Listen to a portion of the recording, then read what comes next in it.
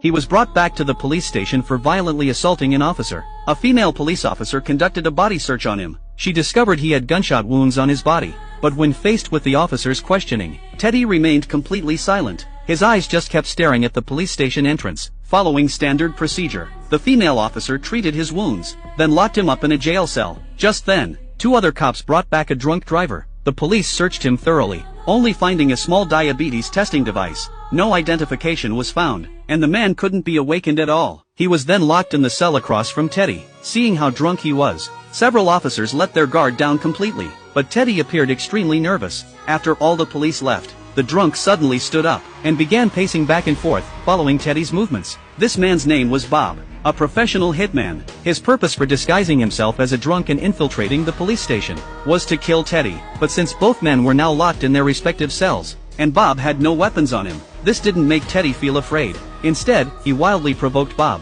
Bob didn't engage with him. He sat quietly on the ground and began calculating time. At this moment, another prisoner in the cell woke up. Bob saw him using the bathroom, so he stripped off his clothes, preparing to execute his plan. As the alarm on his watch went off, the confiscated testing device began releasing white smoke. Soon the prison's smoke alarms started blaring. Bob sprang into action, brutally beating his cellmate, quickly knocking him to the ground. Teddy was terrified and screamed for help. However, the officers outside were all distracted by the alarm. Only the sergeant heard the shouting and came to the prison. Bob lied, claiming his cellmate had suffered a heart attack and urgently needed medical attention. The sergeant entered the cell without any suspicion. Teddy kept trying to warn the sergeant. Hey, watch your back! Look out!